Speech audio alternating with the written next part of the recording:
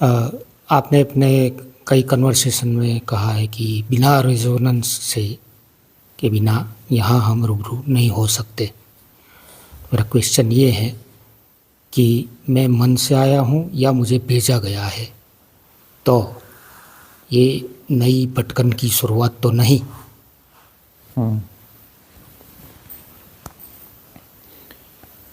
यह दो तरीकों से आया जा सकता है।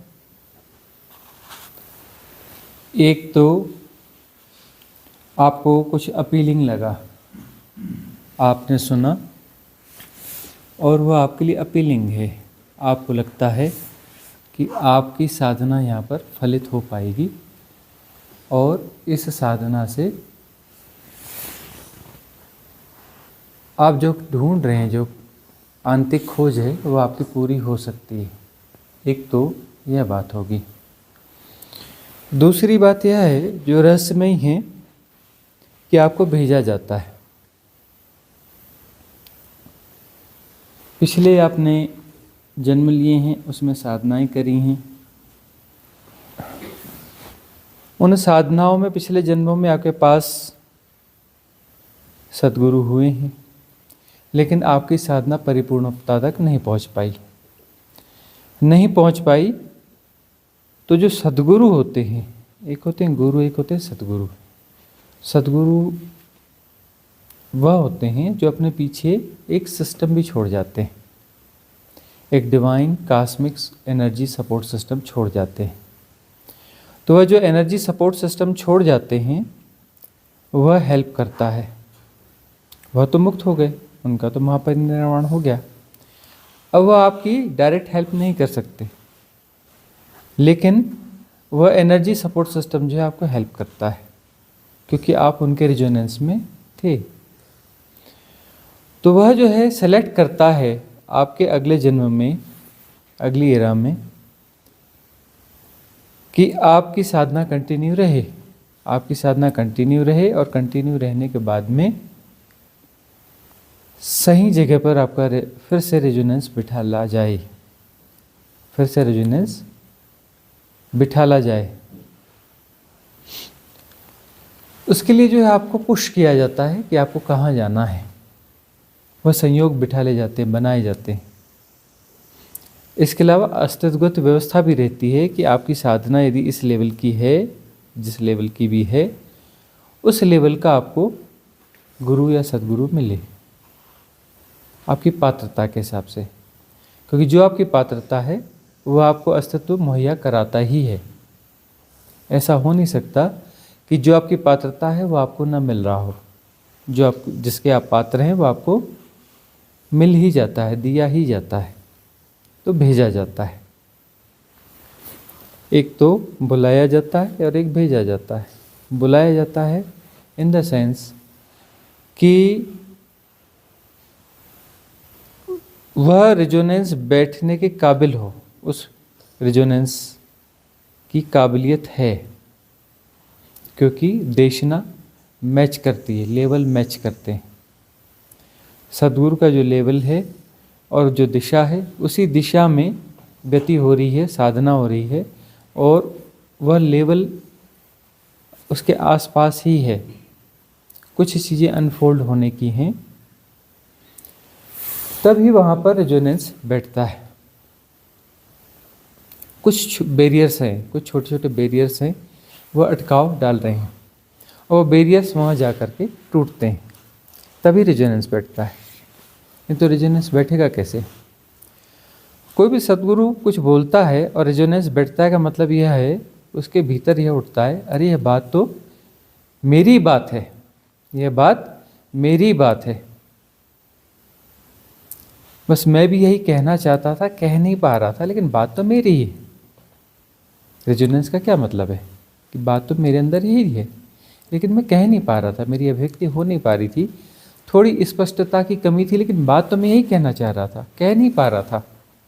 उसे ही तो रेजोनेंस कहेंगे ना। रेजोनेंस का क्या मतलब है कि हमारी फ्लावरिंग होगी तो ऐसा ही होगा।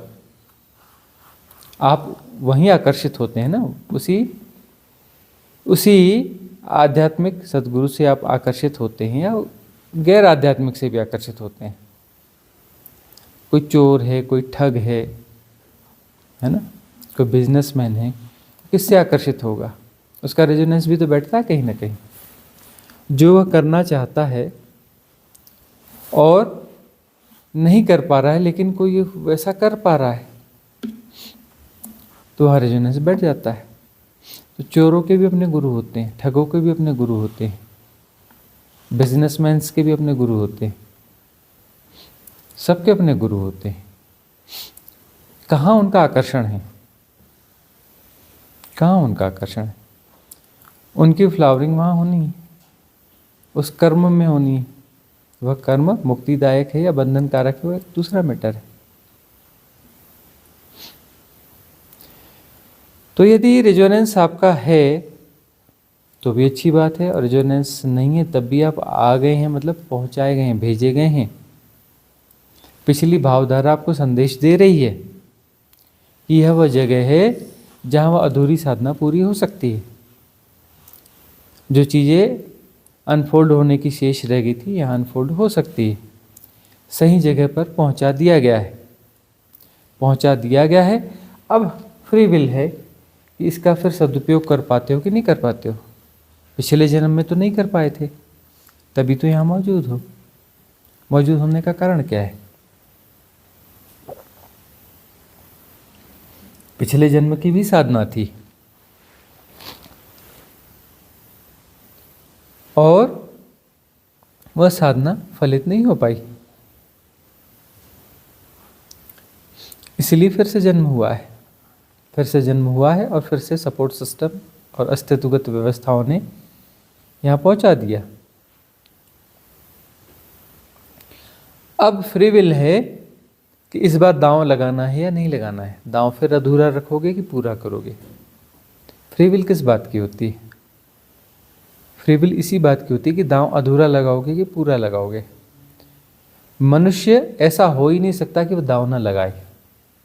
मनुष्य होने का ये अर्थ है कि वह दांव लगाता ही है।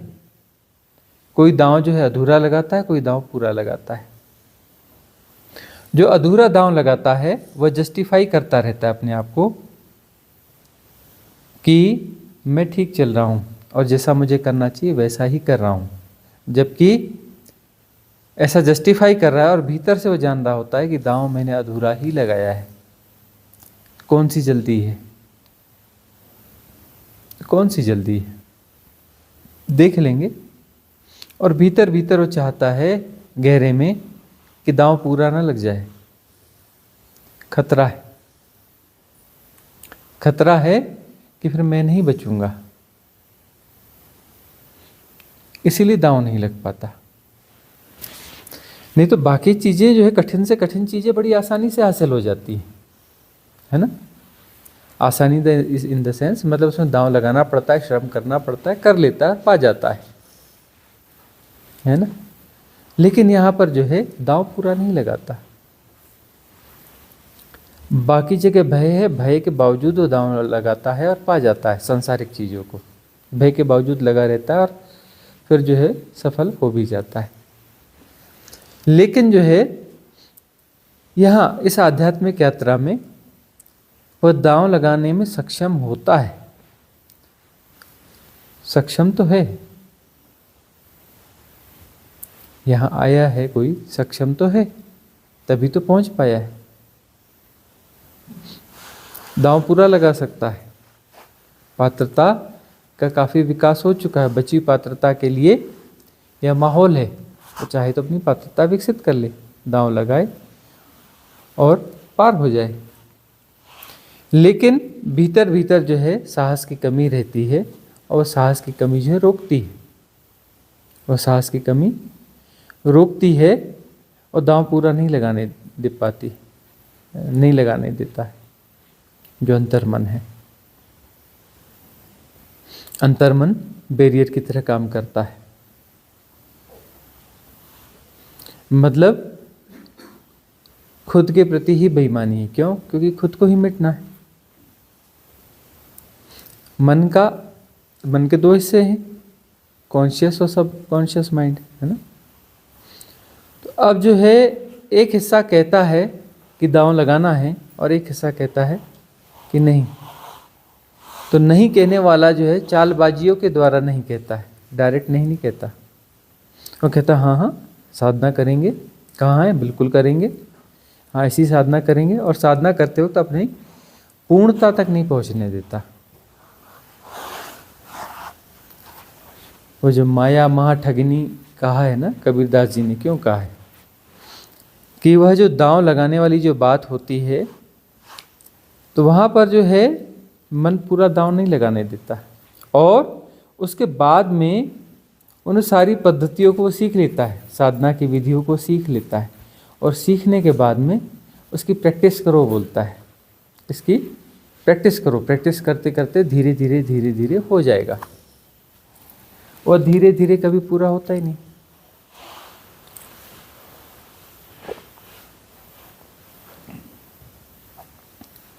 पार होना है तो दांव अचानक लगाना पड़ता है, पूरा लगाना पड़ता है। धीरे धीरे ग्रेजुअल की बात चलती है, वह भी काम करती है विधि, लेकिन कोई जरूरी नहीं कि सफल हो जाए। और भगवान शिव कहते हैं अचानक और दांव पूरा लगाओ।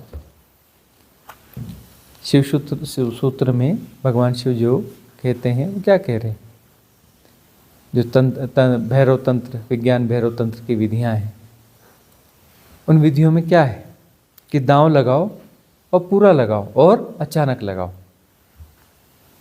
ये अचानक शब्द का हमने प्रयोग किया है श्वास की विधि में, है ना।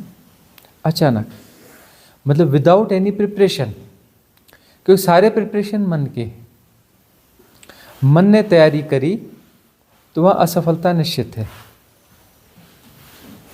मन जिस चीज के लिए प्रिपेयर है वहाँ सफलता निश्चित है। देखते नहीं मन कहाँ कहाँ दौड़ाता है, और हमेशा पाते हो कि असफल रहे, है ना। वह बोलता है कि यहाँ पहुँचने के बाद बराबर सफलता मिलेगी, बराबर संतुष्टि मिलेगी, लेकिन कभी भी संतुष्टि नहीं हाथ आई, असफलता ही हाथ लगती है, असंतुष्टि ही हाथ लगती है।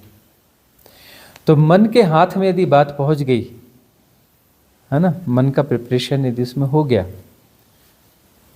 सफलता हाथ नहीं लगेगी, बात बनेगी नहीं।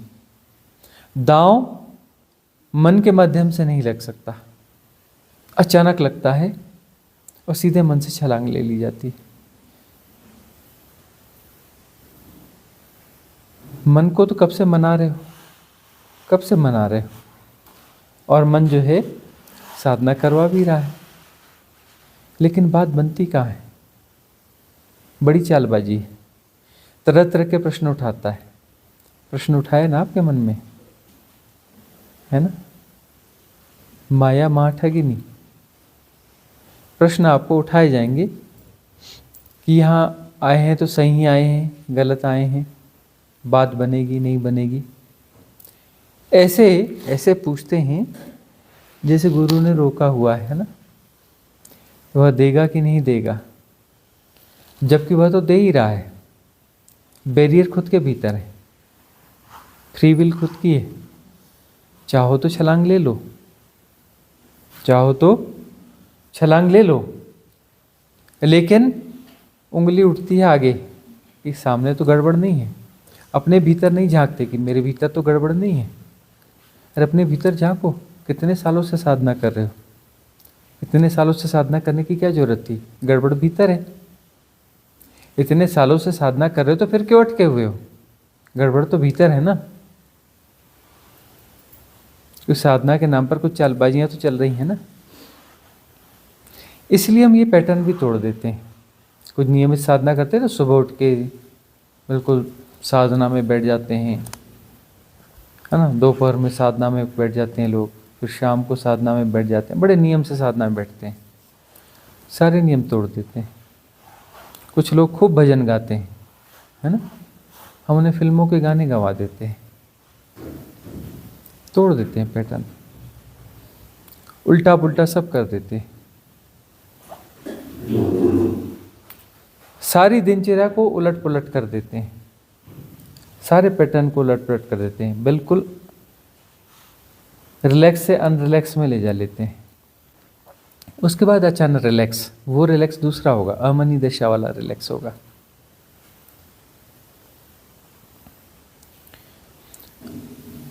इसलिए जो है रिट्रीट समझ में भी नहीं आती कि यह बहुत कुछ उल्टा पुल्टा चलता है। ऐसा लगता है कि कोई सेलिब्रेशन हो रहा है, कि कोई पार्टी हो रही है। रोज लगता है कि कुछ ना कुछ पार्टी हो रही है, बड़ा सेलिब्रेशन हो रहा है, कि कोई वो अपना ट्रैकिंग का कोई प्रोग्राम है, कि क्या है, क्या क्या नहीं है इसमें।